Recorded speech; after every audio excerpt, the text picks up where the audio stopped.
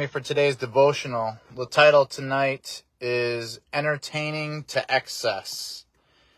I'm going to start with the secondary passage from Ecclesiastes 3:1-8, and then we'll read Luke. And so Ecclesiastes reads, in the title given here is A Time for Everything. It reads thus: There is an appointed time for everything, and there is a time for every matter under heaven, a time to give birth and a time to die, a time to plant and a time to uproot what is planted, a time to kill and a time to heal, a time to tear down and a time to build up, a time to weep and a time to laugh, a time to mourn and a time to dance, a time to throw stones and a time to gather stones, a time to embrace and a time to shun embracing, a time to search and a time to give up as lost, a time to keep and a time to throw away, a time to tear apart and a time to sew together, a time to be silent and a time to speak, a time to love and a time to hate, a time for war and a time for peace. And so our primary passage this evening is Luke 10:38-42. This is in regards to Martha and Mary when Jesus entered into Martha's home. And it says, Now, as they were traveling along, he entered a village, and a woman named Martha welcomed him into her home. And she had a sister called Mary, who was also seated at the Lord's feet and was listening to his word. But Martha was distracted with all her preparations. And she came up to him and said, Lord, do you not care that my sister has left me to do the serving by myself? Then tell her to help me.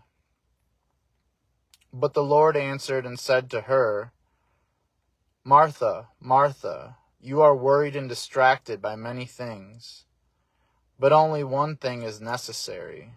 For Mary has chosen the good part, which should not be taken away from her.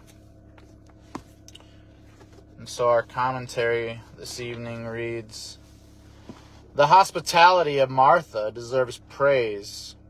Jesus does commend it, yet he also points out two faults in it. The first is that Martha is excessive in her hospitality and carries it beyond proper bounds. Christ would prefer to be entertained in a simple manner and at moderate expense rather than to subject this holy woman to such hard work. The second problem is that by distracting her attention and undertaking more work than is necessary, Martha deprives herself of the blessing of Christ's visit. This excess is noted by Luke when he speaks of Martha's much serving, for Christ is satisfied with little. It is like offering a magnificent reception to a prophet while not caring enough to listen to him.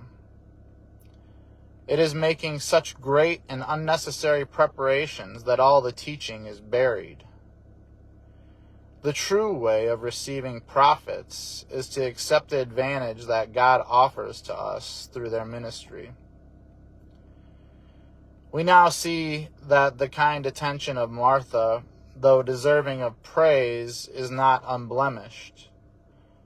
Furthermore, Martha is so delighted with her own bustling that she even despises her sister Mary's pious eagerness to receive instruction from Christ.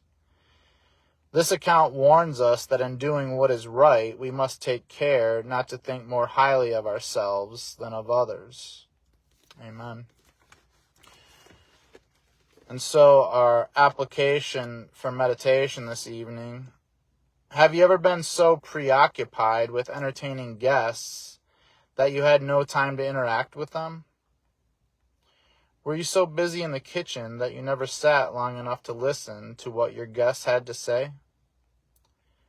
If so, you may be doing what Martha does, opening her home to Jesus without giving him her heart. We all need to pray for grace to set our priorities rightly and to learn lifelong moderation. Something to think about this evening. Thank you for joining me. Have a great night.